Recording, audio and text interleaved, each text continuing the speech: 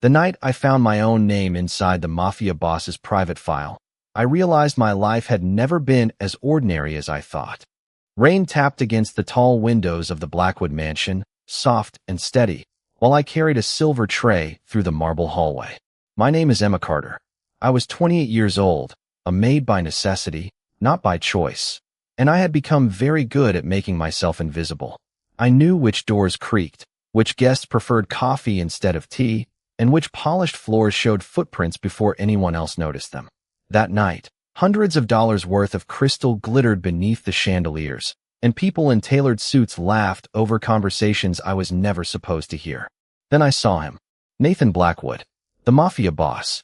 He stood near the library doors in a charcoal suit, completely still while everyone around him seemed to move carefully. His presence changed the room without him saying a word. I had seen him many times, but I had never spoken to him. Men like Nathan did not usually notice women like me. I was carrying a tray of coffee when a guest stepped aside without looking, and one cup nearly slipped. I caught it against the tray with both hands. Nobody applauded. Nobody cared. I simply continued walking. But when I reached the end of the hallway, I noticed Nathan watching me. Not my uniform. Not my worn shoes. Me. I looked away first. Later that evening, I entered the library to collect empty glasses. The room was quiet. Nathan was gone. I gathered the last glass from a side table, then noticed something unusual beneath a leather folder. A white envelope. My name was written across it. Emma Carter. I froze. I checked the hallway. Empty. My fingers hovered over the envelope before I finally picked it up. There was no return address. No explanation. Just my name in handwriting I did not recognize. I opened it carefully. Inside was a single photograph. My mother stood in front of the Blackwood mansion nearly 20 years earlier. Beside her was a younger man I recognized immediately. Nathan's father. I stared at the photograph until the room seemed to grow colder. My mother had always told me she had worked ordinary jobs when she was young. She had never mentioned the Blackwood family. Never once. Beneath the photograph was a handwritten sentence. When Emma is ready, give her the truth. My breath caught. Then the library door opened. I turned. Nathan stood there. His eyes moved from my face to the photograph in my hand. He did not look surprised. That frightened me more than anything. You found it, he said quietly. I swallowed. You knew this was here? He stepped into the room and closed the door behind him. I knew you would find it eventually. I held up the photograph. Why is my mother standing beside your father? Nathan looked at the picture for several seconds. Then he looked directly at me. Because your mother left something here 20 years ago. I felt my heart pounding. What did she leave? His voice became softer. A secret that was never meant to belong to me. I looked down at my own name on the envelope. For the first time in my life, I wondered whether being invisible had protected me, or simply kept me from seeing the truth. The truth was sitting in that room long before I was brave enough to ask for it. Nathan's words followed me through the hallway that night.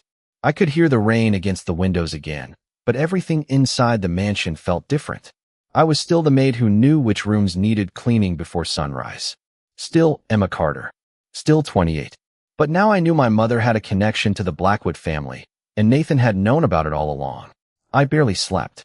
By 6 in the morning, I was sitting at the small kitchen table with the photograph beside my untouched coffee. My mother's face looked younger in that picture. Happier somehow.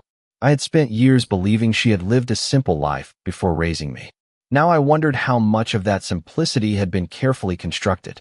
At 7, Nathan entered the kitchen. He stopped when he saw the photograph. You did not sleep. It was not a question. Neither did you. He gave a faint smile. Fair enough. I pushed the photograph toward him. Tell me everything you know. He pulled out the chair across from me, but did not sit immediately. Your mother worked for my father when she was 24. She handled correspondence and private records. My mother? I almost laughed. She could barely organize the bills at home. She was better at it than she let you believe. I looked down. That sounded exactly like her. Quiet. Capable. Always hiding how much she understood.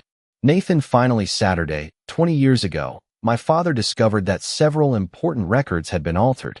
Your mother noticed the changes first. What kind of records? Business records. Property transfers. Financial agreements. He paused. Nothing you need to involve yourself with. I looked straight at him. That is not your decision. Silence. For the first time, I saw something change in his expression. Respect. Maybe surprise. No, he said. It is not. He reached inside his coat and placed another envelope on the table. I stared at it. My name was written on this one too. Why did you have that? I asked. Your mother gave it to my father. Then why does it have my name? Because she expected you to find it someday. My hands felt cold.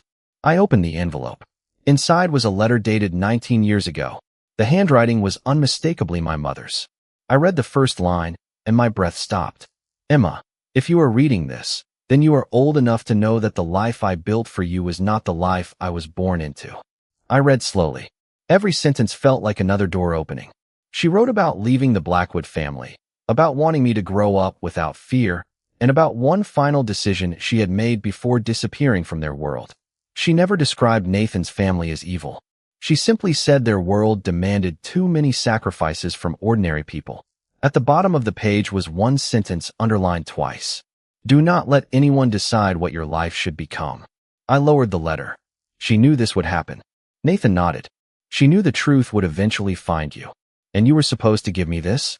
Only if you asked. I stared at him. Why wait?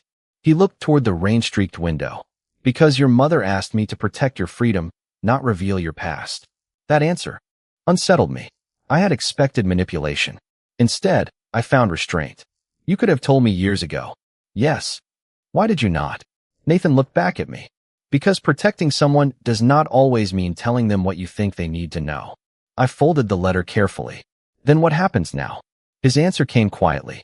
Now you decide what happens next. I looked at the photograph, the letter, and the man sitting across from me. For the first time, the secret did not feel like something that belonged to the Blackwood family. It belonged to me. And I had a feeling my mother's final message was not a warning at all. It was an invitation. I thought the secret was behind me, but by noon, I realized it had been following me all along. I spent the morning moving through the Blackwood mansion as if everything were normal. It was not. Every hallway looked different now. Every locked door seemed to hold another question. Even the quiet ticking of the grandfather clock felt like a reminder that my life had changed without asking permission. I kept my mother's letter folded inside my apron pocket. I had read it 6 times. The final sentence still stayed with me. Do not let anyone decide what your life should become. So I made a decision of my own. I would find out why my mother had left. I started with the library. Nathan was there, standing beside a long wooden table covered with old business records. Morning light fell across the pages. You knew I would come here, I said. He looked up. I suspected. Then you already know what I want. Answers. All of them. Nathan nodded. Then you should see this. He opened a ledger and turned it toward me. Several names appeared beside dates from nearly 20 years ago. My mother's name was there. So was Nathan's father's. But there was another name I did not recognize. Daniel Mercer. Who is he? I asked. Nathan's expression became thoughtful.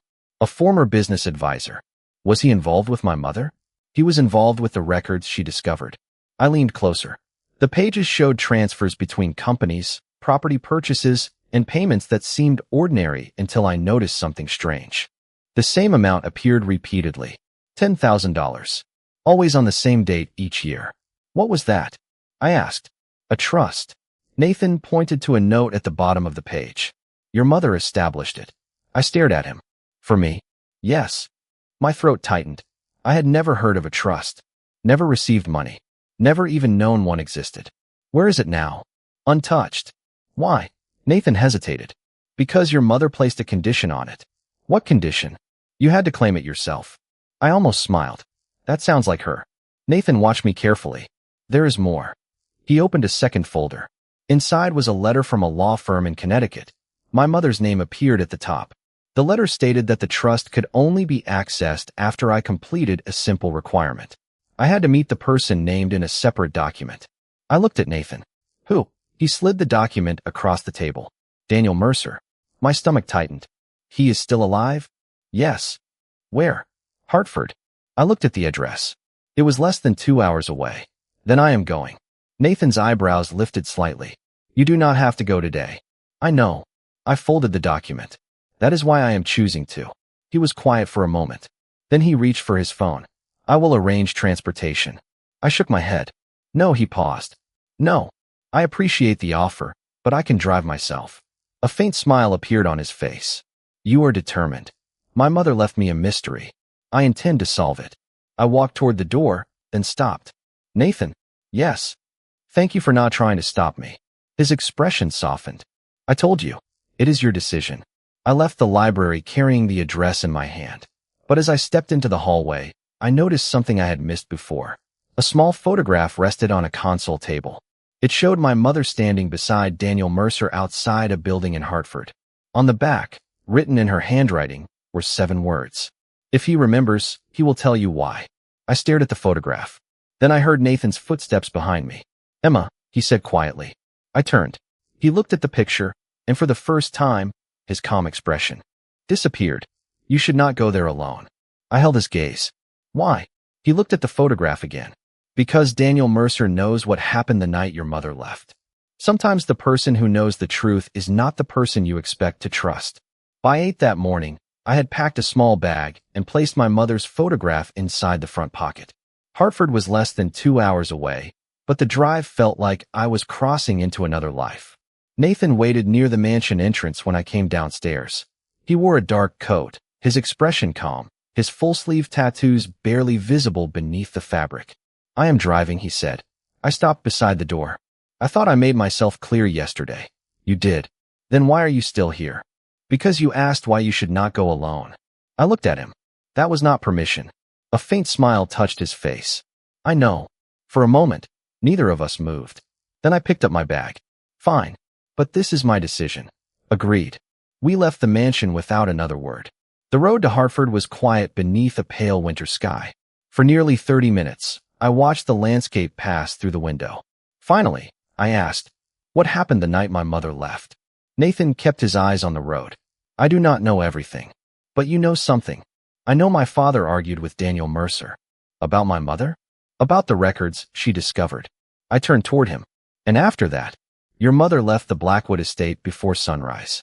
Was she afraid? Nathan was silent for several seconds. She was determined. That answer stayed with me. My mother had never been the kind of woman who ran simply because something frightened her. She left because she had chosen a different life. Around 10:30, we reached Hartford. Daniel Mercer's address led us to a quiet brick building near the river. It looked nothing like the mysterious place I had imagined. There was no imposing gate, no guarded entrance, just an old office building with a brass directory beside the door. Daniel Mercer, financial consultant, Suite 204. I took a breath. Ready? Nathan asked. No, I stepped inside anyway. The hallway smelled faintly of old paper and coffee. We climbed one flight of stairs and stopped outside Suite 204. I knocked. Nothing. I knocked again. Then the door opened. An older man with silver hair stood before us. His eyes moved to Nathan first, then to me. The moment he saw my face, his expression changed. You are Margaret's daughter. My heart skipped. You knew my mother? He looked at Nathan. I wondered when this day would come. Nathan remained silent. Daniel opened the door wider. Come in. His office was filled with old books, framed certificates, and photographs. On one wall was a picture of my mother standing beside Daniel 20 years earlier. I moved closer. Why did my mother never tell me about you? Daniel lowered his eyes. Because she wanted you to have a clean beginning. And now, he looked at me carefully. Now you are old enough to understand that she did not leave because she was running away. I waited. Daniel walked to a locked cabinet and removed a small wooden box. He placed it on the desk. She left because she discovered something that could have changed your entire future. My fingers tightened around the strap of my bag. What? Daniel looked at Nathan. Your father never told you? Nathan's expression became still. Told me what? Daniel opened the box. Inside was a faded envelope bearing my mother's handwriting. Beneath it was a second photograph.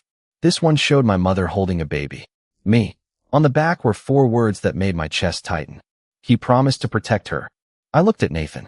Who? Daniel slowly turned toward him. His father. The room became completely silent. And suddenly, I understood why Nathan had been watching me with recognition from the very first night.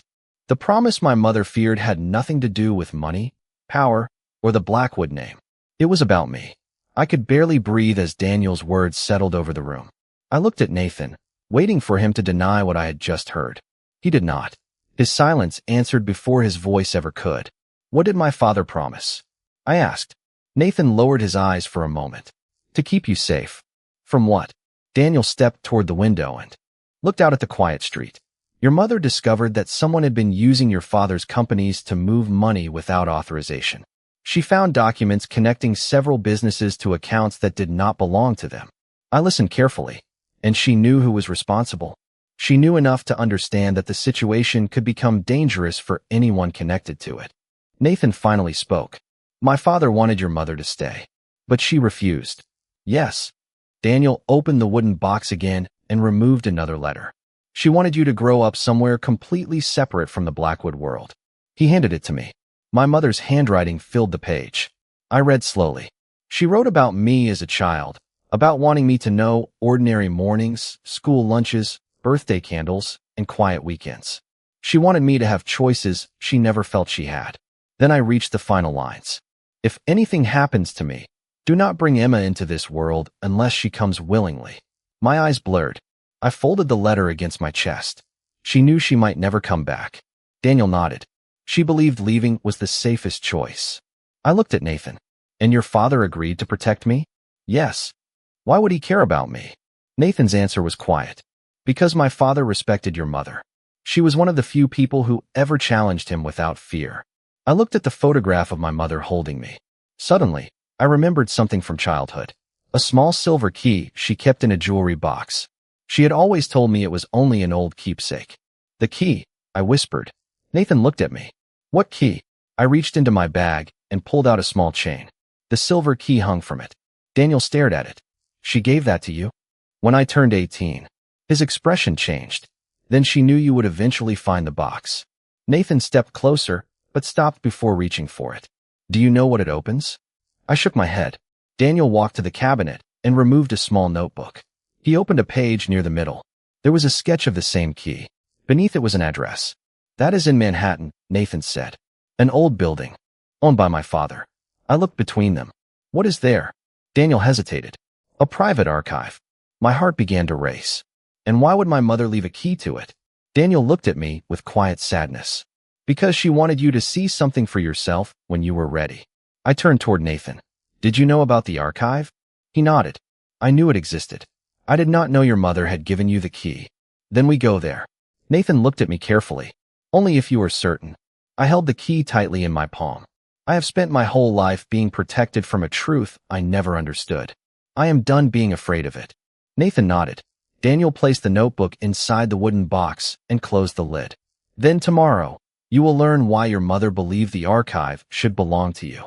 As we left the office, I glanced back at the photograph one last time. My mother had spent years trying to give me freedom. Now I finally understood the price of that gift. The question was no longer whether I was ready to know the truth. The question was what I would do with it once I did. The key did not open a door. It opened a part of my mother's life she had spent years hiding from me. The next morning, Nathan and I returned to Manhattan beneath a pale gray sky. I kept the silver key in my pocket, wrapped in the corner of my mother's old handkerchief. I had barely spoken during the drive. My thoughts were too loud. Every memory of childhood seemed different now. Every time my mother had changed the subject. Every time she had looked toward the window before answering a question. Maybe she had not been avoiding the past. Maybe she had been protecting my future. The address Daniel gave us led to an old brownstone on a quiet street, surrounded by newer buildings. Nathan stopped near the curb. This belonged to my father, he said. I looked up at the building. It does not look like a mafia headquarters. A faint smile crossed his face. It was never meant to. We entered through a narrow doorway. Dusty sunlight fell across the wooden floor. Nathan led me down a hallway and stopped beside a plain wall. The archive is behind here. I touched the key in my pocket. How did your father keep it private? He trusted very few people. Did my mother have access? Yes. I inserted the key into a small brass lock hidden beneath a wooden panel. It turned easily. A section of the wall opened inward, revealing a narrow room filled with shelves. Old files, photographs, ledgers, boxes labeled with dates. I stepped inside. The air smelled of paper and cedar. Nothing about the room felt dangerous. It felt forgotten. Nathan switched on the lights.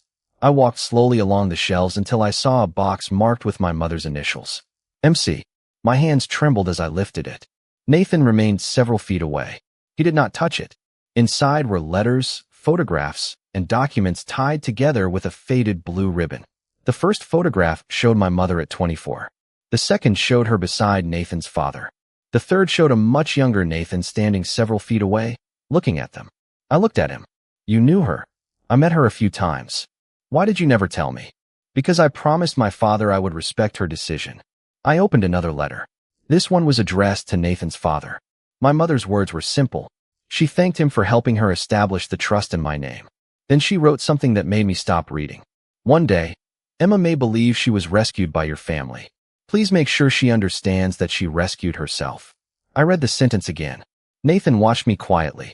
She always believed I could do that. I asked. She believed you could become whoever you wanted. I looked around the archive. For years, I had thought my mother left me a life without answers. Now I realized she had left me a life full of choices. At the bottom of the box was one final document. It was a formal agreement between my mother and Nathan's father. The agreement stated that a portion of the family's private trust would be transferred to me when I turned 28, provided I chose to claim it voluntarily. Today was my 20th birthday. I stared at the date on the page. Nathan noticed it too. Your mother planned this carefully, he said. I shook my head. No, she planned for me to have a choice. I closed the folder.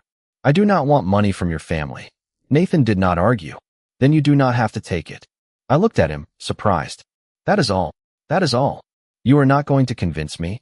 No, his answer was immediate. Why? Nathan looked at the documents, then at me. Because if I want you to trust me, I cannot begin by deciding what is best for you. Something inside me shifted. Until that moment, I had seen Nathan as the powerful man who had known pieces of my history before I did. Now I saw something else. Restraint.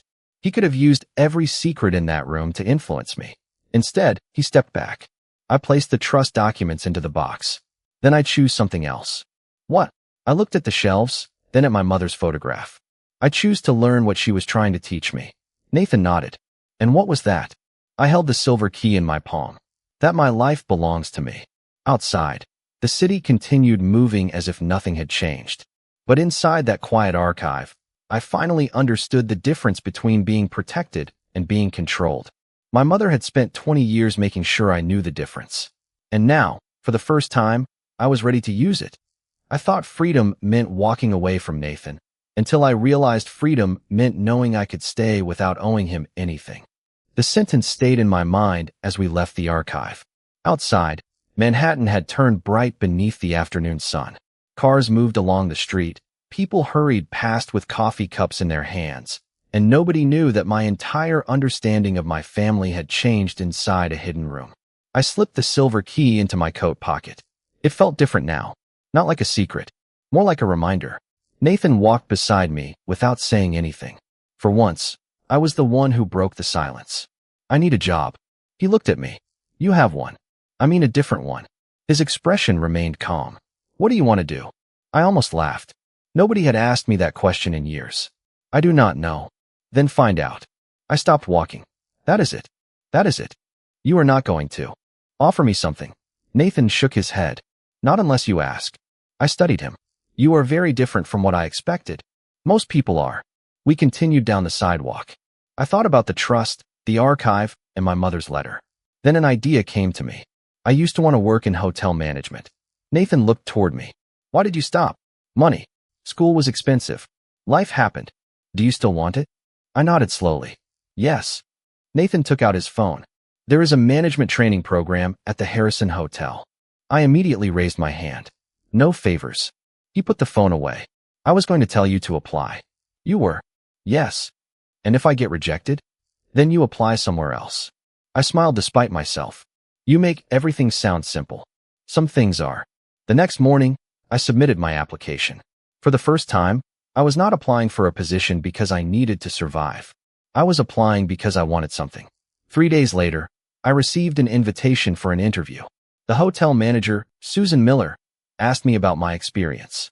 I told her about years of organizing household schedules, managing deliveries, handling guests, and solving problems before they became noticeable. She listened carefully. Then she asked, why now? I thought about my mother. I thought about the hidden archive. I thought about the trust one had refused. Because I finally realized that starting late is still starting. She smiled. That is a good answer. When I returned to the mansion that evening, Nathan was in the library. He looked up from his desk. How did it go? I got the position. He stood. Congratulations. I expected him to say more. He did not. Somehow, that meant more than a speech would have. You are not going to celebrate? I asked. You should celebrate. With you? He paused. If you want. I smiled. Coffee. He nodded. Coffee. We sat in the small kitchen instead of the grand dining room. 2 cups. No ceremony. No staff. Just a quiet evening. I told him about my first day at the hotel. He listened without interrupting. Then I asked about his own life. For the first time, he spoke about his father without the usual distance. He told me about expectations, responsibility, and growing up around people who always assumed he would become someone powerful. Did you ever want something else? I asked. Nathan looked into his coffee. I wanted peace. Did you find it? Not until recently. He looked at me. I did not ask what he meant. I was not ready to hear it. Maybe he was not ready to say it. The following weeks changed everything. I started training at the hotel. I learned reservations, guest services, scheduling, and operations. I made mistakes. I learned from them. I became confident. Not because Nathan was behind me, but because he was not. He never appeared at my workplace. Never interfered. Never asked anyone to treat me differently. One Friday evening, my manager told me I had been selected for a permanent management position. I walked outside afterward and called Nathan. I got it. There was a pause. Then he said, I knew you would. I laughed. You were supposed to say congratulations. Congratulations, Emma. I smiled. Thank you. Then I looked up at the Manhattan skyline. I finally understood what my mother had wanted. She had not spent 20 years protecting me so someone else could choose my future. She had protected me so I could choose it myself. And now I had. But there was one choice left that I had not yet made. Whether Nathan Blackwood belonged in that future was no longer a question of family history. It was a question of my heart. Sometimes the hardest choice is not leaving someone behind. It is admitting you want them beside you. I repeated the sentence silently as I stood outside the Harrison Hotel after another long day. The evening air was cool, and the lights of Manhattan reflected across the glass doors behind me. I had spent weeks building a life that belonged entirely to me. My work, my decisions, my apartment search, my future. Yet every time something good happened, there was one person I wanted to tell first. Nathan. I had tried to understand what that meant. Was it gratitude? Trust? Friendship? Something deeper? I did not know. And for the first time, I was not afraid of not knowing. When I arrived at the mansion that evening, I found Nathan in the library. He looked up from a book as I entered. You are home early. I smiled. I have news. He closed the book. Good news. Very good news. I sat across from him and told him that the hotel had offered me a larger role. I would be helping manage a new property opening outside Manhattan. It meant more responsibility, more hours, more pressure, but it was exactly what I had wanted. Nathan listened carefully. You should take it. I smiled. I already did. His expression softened. Then I am proud of you. Those words stayed with me, not because they came from a powerful man, not because of his family name, because he had never once tried to claim credit for what I had achieved. Later that night, I found him standing near the terrace doors. The city stretched beyond him, thousands of lights blinking against the darkness. Nathan. He turned. Yes. I hesitated. Why did you help me? He looked at me for several seconds. At first, because of a promise. My heart sank slightly. And now, he looked toward the city. Now because I respect you. I stepped closer, leaving enough space between us to make the moment feel honest. Only respect. He smiled faintly. No, the silence that followed felt different. There was no pressure in it. No expectation. Just truth waiting to be spoken. I care about you, he said. More than I intended to. I looked down at my hands. I care about you too. He did not move. He simply watched me, as if giving me every opportunity to change my mind. I appreciated that more than I could explain. But I need something, I said. Anything. I need my life to remain mine. Nathan nodded immediately. It will. Your world is complicated. I know. And I do not want to become a symbol, an obligation, or someone people expect you to protect. He looked directly at me.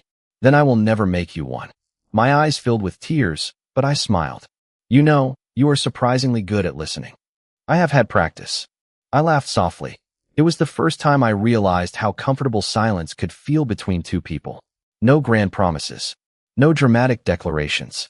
Just two adults choosing honesty over fear. The next morning, I moved into my own apartment. It was small, 2 bedrooms, a narrow kitchen, a view of the city from the living room. I loved every inch of it because I had chosen it. Nathan helped carry one box to the door and then stopped. Do you need anything else? I looked around. No, he nodded. Then I will see you tomorrow. Tomorrow. You still owe me coffee. I smiled. That is true. He walked away, and I closed the door behind him. For the first time, I stood completely alone in a place that was mine. I expected loneliness. Instead, I felt peace. Then my phone rang. It was the hotel manager. Emma, we found something interesting during the renovation of the old conference wing. You should come see it. My smile disappeared. What did you find? A storage cabinet with your mother's name on it. I froze. My mother's name. Again. Just when I thought her secrets were finally behind me, the past had found another door. I grabbed my coat and headed back downstairs. I had spent years believing my mother's story ended when she left Nathan's family behind. Now I was beginning to understand something she had known all along. Some stories do not end when people walk away. They wait quietly until the right person is ready to finish them. My mother did not leave me a mystery. She left me a final chance to understand why she disappeared. I stood inside the unfinished conference wing, staring at the old storage cabinet the hotel manager had uncovered. Dust floated through the narrow beam of light above us. The renovation crew had moved several boxes aside, revealing a faded metal label with my mother's name. I reached toward it, then stopped. For a moment, I was 28 again, standing in that hidden archive with the silver key in my hand, wondering how many pieces of my life had been arranged before I was old enough to understand them. Susan Miller stood beside me. We did not open anything, she said. We thought you should see it first. I nodded. Thank you. The cabinet was locked, but there was no key. I called Nathan. He answered almost immediately. Emma, I am at the hotel. Is something wrong? No, but they found something with my mother's name on it. There was a pause. Where are you? I gave him the location. I will come. 20 minutes later, Nathan entered the unfinished wing. He did not ask anyone to leave. He simply walked toward me and looked at the cabinet. His expression changed. I have seen that mark before. I looked at him. Where? In my father's private records. My heart began to race. What does it mean? He examined the small metal plate. It was used for properties connected to long-term charitable projects. I frowned. My mother worked on charity projects? She did more than that. Nathan looked at me. She helped create them. Susan brought over a folder found beside the cabinet. Inside was an old project plan for a community housing program. My mother's handwriting appeared in the margins. Notes about families, schools, jobs, medical assistance. She had been trying to build something long before I ever understood what she cared about. At the bottom of the final page was a sentence written in blue ink. A person should not need permission to rebuild a life. I touched the words with my fingertip. She believed that. Nathan nodded. She lived it. The cabinet was eventually opened by the hotel maintenance team. Inside were boxes of letters and records. There was no fortune, no secret empire, just years of work my mother had never told me about. She had used the resources available to her to help people who had nowhere else to turn. The final box contained a letter addressed to me. My hands shook as I opened it. Emma, if you are reading this, then you have already discovered that my life was larger than the story I told you. I kept these things from you because I wanted your future to be chosen by you, not inherited from me. You may decide to walk away from all of it. You may decide to continue the work. Either choice is yours. That is the only promise I ever wanted you to keep. I could not speak for several seconds. Nathan stood beside me, silent. I looked at him. She knew I would find this. She hoped you would. And she knew you would help me? He smiled gently. Your mother trusted me to respect your choices. Nothing more. I folded the letter carefully. Then I looked. Around the old conference wing. I want to finish what she started. Nathan's expression softened. Are you sure? Yes. But not through your family's money. He nodded. Then how? I looked at Susan. The hotel can create a community program. Job training.